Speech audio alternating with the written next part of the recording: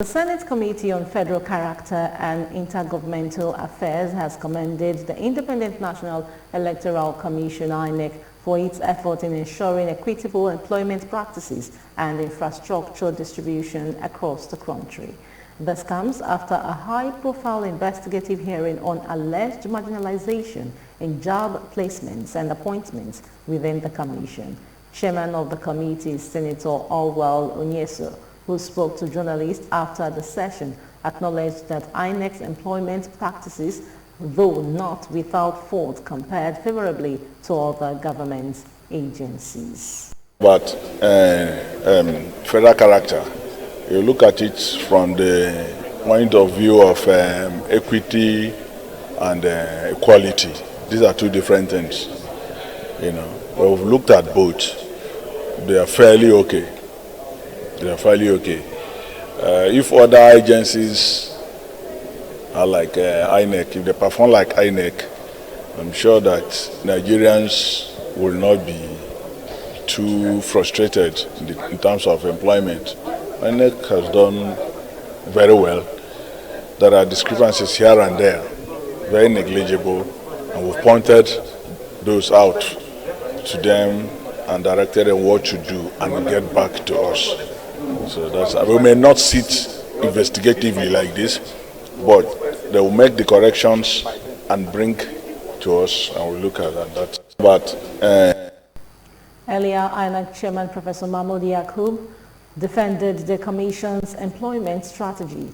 He clarified that many of the recent recruitments were for security guards at local offices and were based on state character, not federal character. He also disclosed that 2 special recruitment cases were done on compassionate grounds, one NYSC member killed during election duty and another who lost his eyesight. But senators, correct me if I'm wrong. There are 2 categories of employment. You have the senior people that you require waiver and certificate of compliance from the Federal Character Commission. Then you have other categories of staff that are more of state character rather than the national federal character. Security men, for instance.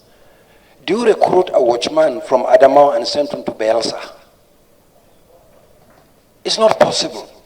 So what happened for the recruitment you saw was not the systematic recruitment that your letter was talking about in terms of the real recruitment requiring waivers and certificates of no objection. We had major issues in some of our state offices. There was a time before, I think, the 2019 general election when our offices were systematically attacked nationwide. Each office is manned by 2 security guards. So if you look at the list of the recruitments done after 2023, it's more of local people, security guards, watchmen, secondary school leavers. That is one. Secondly, the lopsidedness we are looking at is really, at the end of the day, not lopsidedness. For instance, if you take a place like Bayelsa, which is like a second home to me, I like Bayelsa very much. With 8 local government areas, we have 8 local government offices. We have 16 security guards from Bayelsa. Kano has 44 local government areas. We have 88 security guards. So if you just look at the figures in terms of the distribution, you will see this malapportionment. But at the end of the day, it's not malapportionment. Because what happened after one of the elections, in which a case was made by the NYSC to recruit 2 coppers. One lost his eyesight during election, and the other one in Rivers was actually killed on election day. So we participated with the family for the funeral rites, and they requested 1 slot recruitment. We did out of absolute compassion. And that blind man was also recruited for that reason. So if you look at it, it's basically the security guards who recruited at state level.